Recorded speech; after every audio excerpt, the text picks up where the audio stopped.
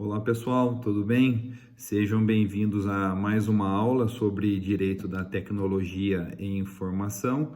Hoje nós vamos tratar sobre algumas considerações, breves considerações sobre a chamada LGPD, Lei Geral de Proteção de Dados, tá? A LGPD, a Lei Geral de Proteção de Dados, ela foi instituída pela Lei 13.709 em 14 de agosto de 2018, né? Ela ainda não entrou em vigor, né? Estava previsto aí para entrar em vigor em agosto de 2020, mas por conta da pandemia aí do Covid-19, provavelmente isso vai se alterando, né? Vai se postergando a entrada em vigor desta legislação. Então, a LGPD, ela tem por objetivo o quê?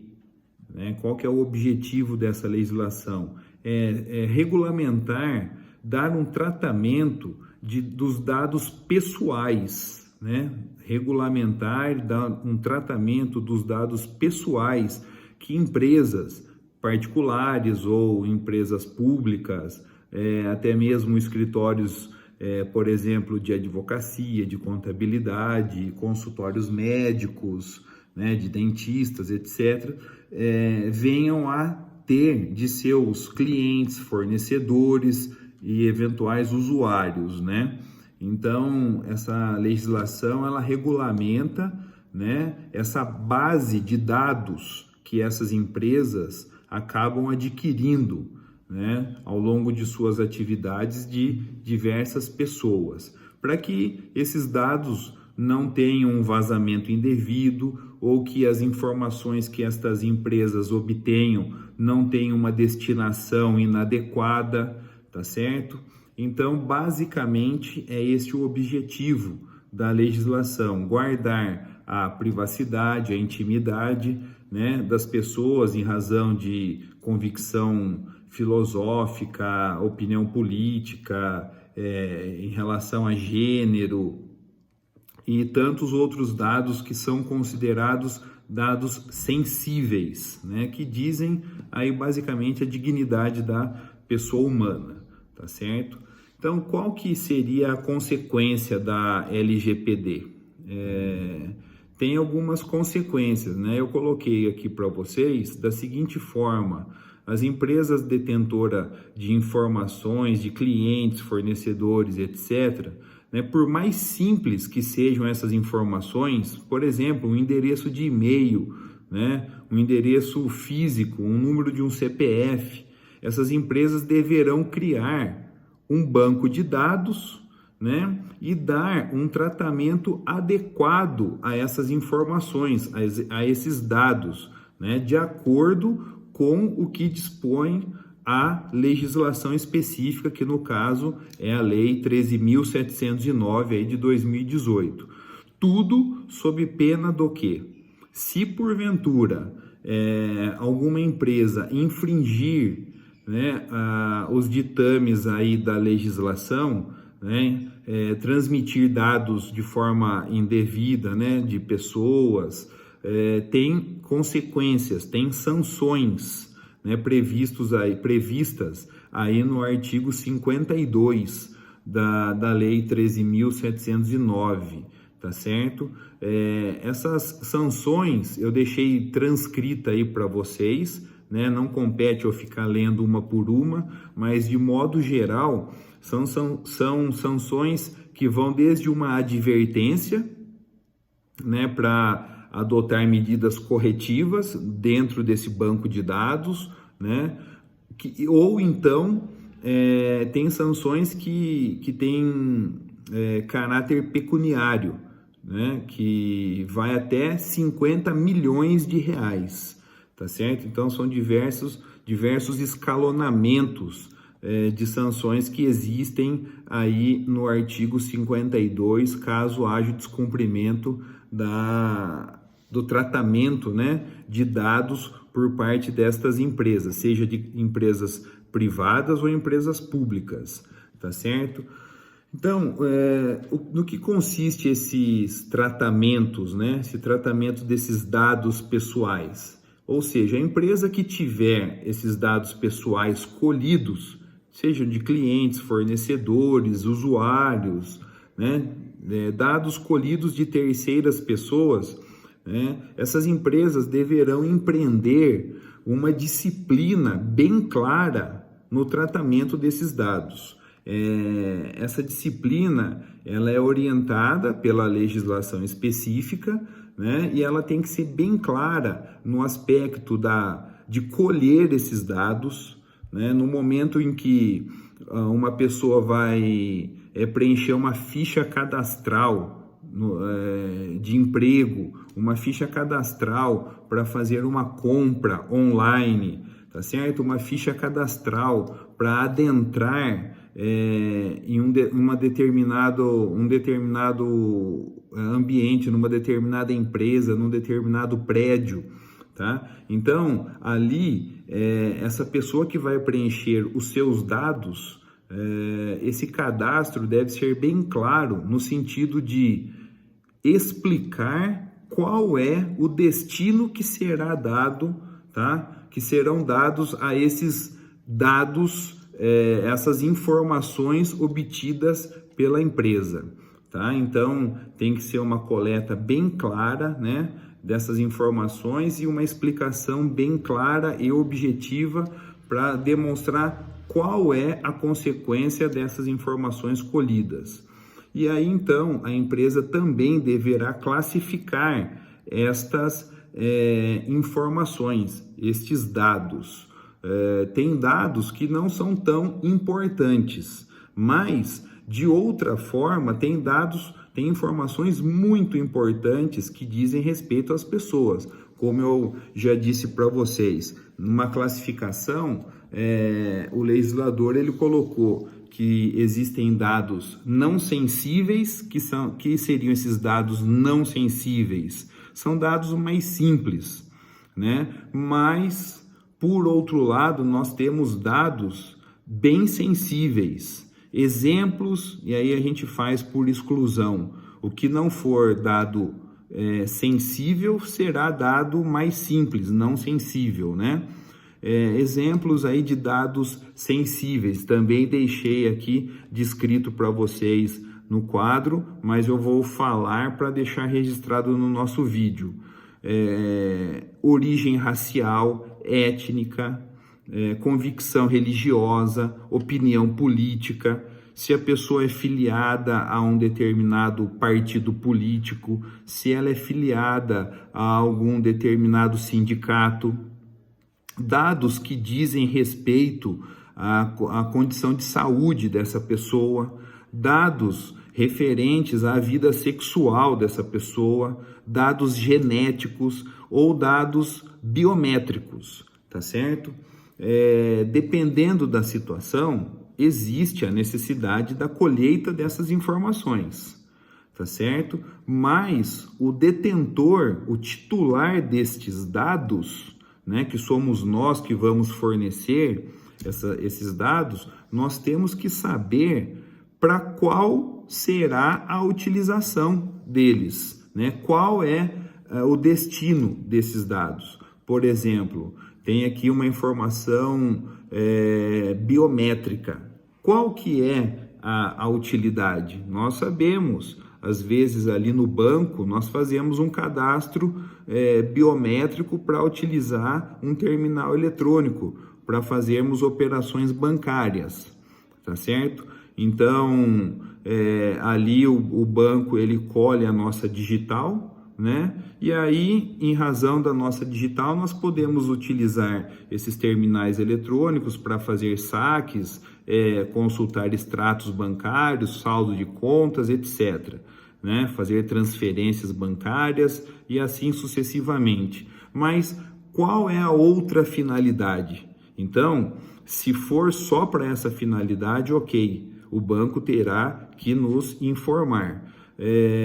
Eventualmente, às vezes uma pessoa ela vai solicitar um emprego perante uma determinada empresa, ela vai preencher um cadastro e lá consta convicção religiosa. Mas qual que é o objetivo disto? Será que ela vai transferir essa informação de forma indevida para outras pessoas, para outros clientes fornecedores?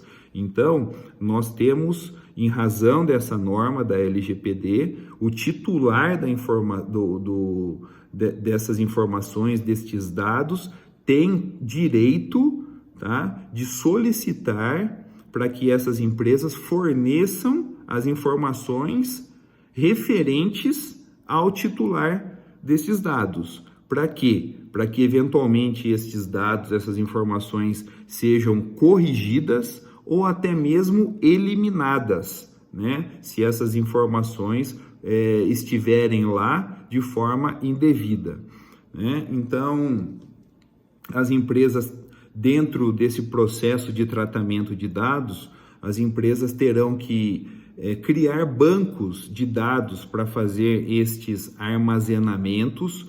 Por que que as empresas terão que armazenar estas informações? Aí eu deixei transcrito aqui para vocês, né? Esses dados deverão ser armazenados de uma forma que facilite que o seu titular ou até mesmo a Agência Nacional de Proteção de Dados, essa agência é como se fosse uma autoridade, que ela tem condições de fiscalizar todas as empresas aqui no Brasil para eventualmente verificar se essas empresas estão infringindo a privacidade, a intimidade das pessoas. Então, as empresas devem armazenar esses dados, né, para que facilite tanto ao titular destes dados quanto à chamada ANP, que é a Agência Nacional de Proteção de Dados, para que eles possam, dentro do permitido, né, pela legislação, para que eles saibam sobre os dados, as informações que essas empresas detenham, tá certo? Para eventualmente fazer correções ou até mesmo coibir alguma informação indevida. Tudo isto, tá, está baseado também no artigo 2º da LGPD. Eu deixei transcrito aí o artigo 2º da LGPD. Ele basicamente traz diversos incisos. Eu vou ler alguns aqui no vídeo para deixar registrado e facilitar o estudo de vocês, tá? O artigo 2º ele dispõe da seguinte forma: a disciplina da proteção de dados pessoais tem como fundamentos o respeito à privacidade, a autodeterminação informativa, a liberdade de expressão, de informação, de comunicação e de opinião, tá? A inviolabilidade da intimidade, da honra e da imagem, e assim sucessivamente. Tem vários outros incisos. Então, notem que a LGPD, né, a proteção desses dados pessoais tem como fundamentos, tá, a inviolabilidade da intimidade, o direito de opinião, tá? O direito de opinião, então, porque uma pessoa tem uma determinada opinião filosófica, uma opinião política ou religiosa, né, que esteja armazenado ali em alguma empresa, tá certo? Esta empresa não poderá se utilizar destes dados para infringir direitos ligados a esta pessoa, né? Direitos que são invioláveis no sentido de intimidade, privacidade e assim sucessivamente, tá certo? E aí, falando de armazenamento destes dados, falando de titular dos dados e também considerando que há a existência, né, desta agência, na verdade não é agência, é uma autoridade nacional de proteção de dados que vai fiscalizar as empresas aqui no Brasil. Considerando todas estas situações, a legislação ela criou 3 figuras, 3 pessoas. São elas o controlador, o operador e o encarregado, tá certo? Cada uma destas pessoas tem funções específicas próprias. E aí eu coloquei cada uma de forma bem sucinta para vocês, cada um dessas pessoas, o que cada um deles fazem, né? Cada uma dessas pessoas fazem. Por exemplo, o controlador é quem decide sobre o tratamento que terão estes dados pessoais, né? Porque às vezes nós estamos falando dados pessoais de identificação de criança, adolescente, idoso, tá certo? E aí nós temos que analisar as legislações específicas. Essa empresa, ela trabalha com qual finalidade? Né? A partir do momento em que essa empresa trabalha com crianças, tá certo? Eu não posso infringir, por exemplo, o Estatuto da Criança e do Adolescente. Né? A partir do momento que essa empresa trabalha com idosos, eu também não posso infringir o Estatuto do Idoso, e assim por diante. Né? Tudo em homenagem à preservação da intimidade, da privacidade, da dignidade da pessoa humana. Então, o controlador é quem vai decidir isto dentro da empresa. O controlador pode ser um funcionário da empresa, um colaborador da empresa, tá certo? E aí ele vai ter esta missão, né, de dar o tratamento, de classificar estas informações, de promover segurança destas informações, promover a privacidade dessas informações, para que essas informações não vazem, não sejam vazadas de forma indevida. Né? Então, essas 3 pessoas que eu estou colocando serão os colaboradores, né? Poderão ser funcionários da empresa. Né? Então, em primeiro lugar, eu falei para vocês aí do controlador, né, que tem essa função. O operador basicamente será o executor. Então, o operador, que também poderá ser um colaborador da empresa, será o executor dos ditames especificados pelo controlador. Então, o controlador, ele decide a forma como armazenar, a forma como dar a privacidade, a forma como dar a segurança no tratamento destas informações, e quem vai executar tudo isso será o operador, tá certo? E por fim, a última pessoa é intitulada de encarregado. Qual que é a função do encarregado? O encarregado, ele vai fazer a intermediação entre a empresa e a Autoridade Nacional de Proteção de Dados. Ele vai fazer a intermediação entre a empresa, né, que tem esse banco de dados, e o titular desses dados, né, porque às vezes eu sou um titular de dados que estejam armazenados lá numa empresa que eu fiz uma compra, tá certo? Ou que eu prestei serviço lá perante essa empresa. Eu tenho direito de solicitar que esta empresa forneça para mim quais informações ela tem a meu respeito, para que eventualmente eu possa solicitar a eliminação dessas informações, ou de forma total ou parcial, ou solicitar que seja retificada alguma informação, e também a própria Autoridade Nacional de Proteção de Dados vai ter condições, obviamente, tudo dentro da legislação, poder solicitar que esta empresa que armazene esses dados, né, forneça informações sobre uma outra pessoa, por que esta empresa detém essas informações, tá certo? Para verificar se está havendo ou não vazamento indevido, se está havendo ou não ferimento à dignidade da pessoa humana, à honra, à dignidade, tá certo?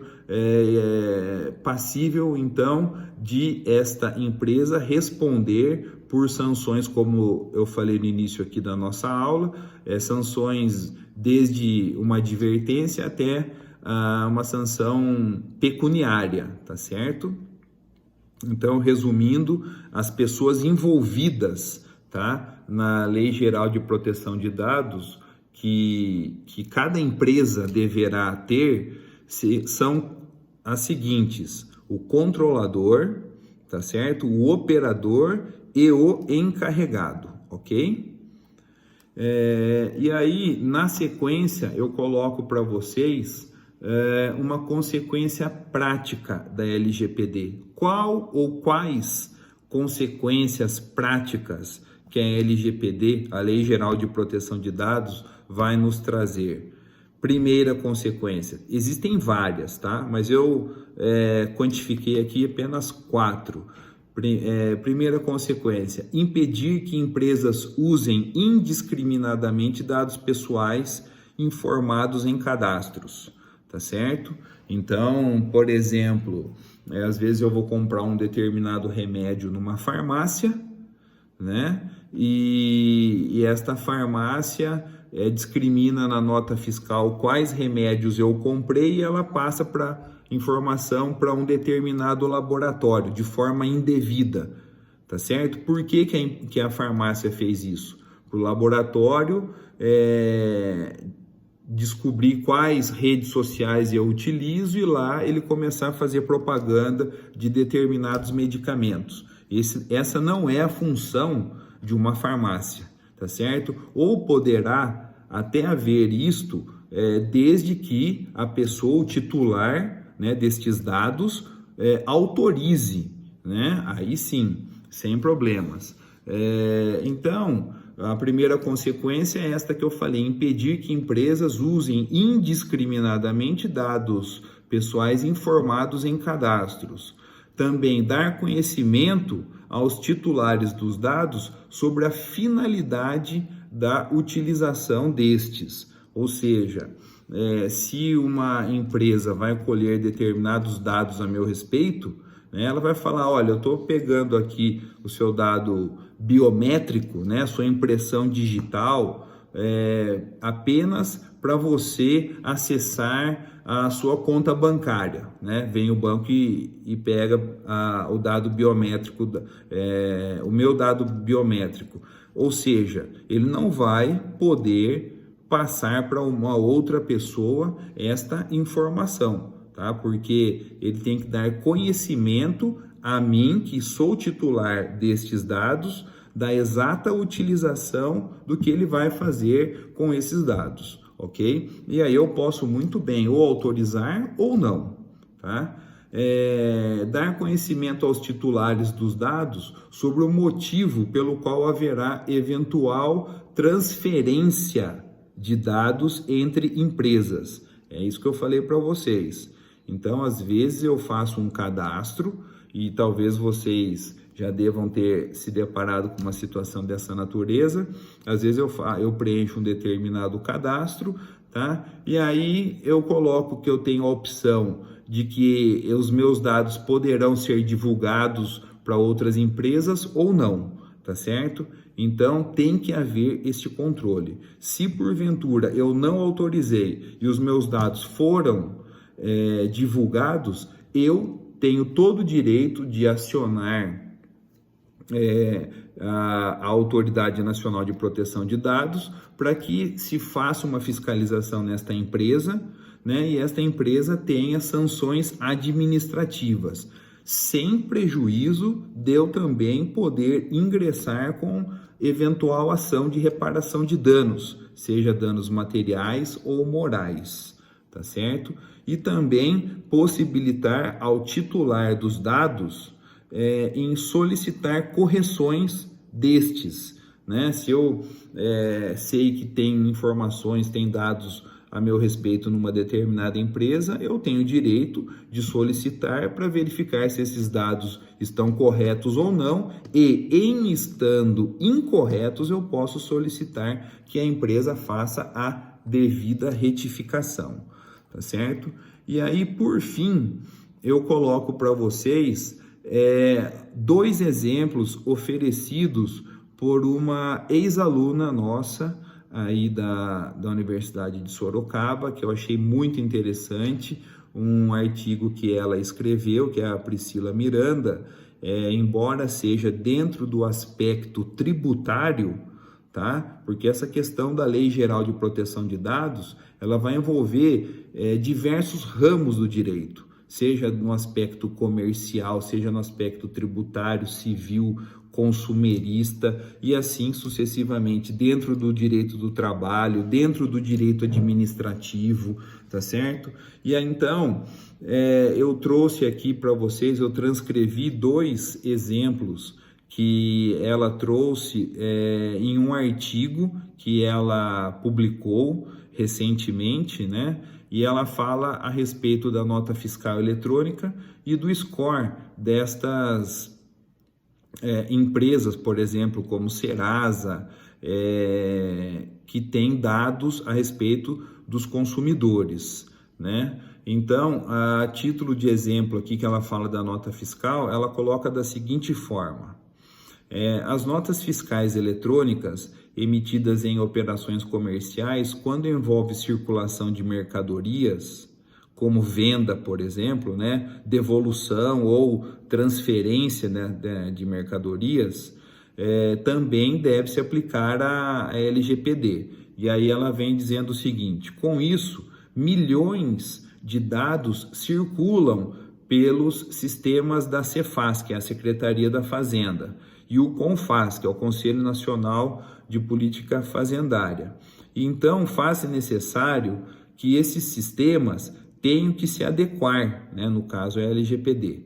A partir do momento em que tal lei entrar em vigor, quer seja em 16 de agosto de 2020, né? Ainda que uma pessoa disponha de chave de acesso da nota fiscal eletrônica, só terá acesso a informações parciais, cabendo, portanto, a leitura completa apenas mediante a apresentação do certificado digital dos autores do documento. Ou seja, ela coloca aqui que no caso da nota fiscal eletrônica podem ter informações, né, sensíveis, tá certo? Informações que não tem necessidade de que todos tenham acesso, tá certo? Então, ela coloca sem o certificado digital, tá? As pessoas poderão ter acesso a informações parciais desta nota fiscal eletrônica,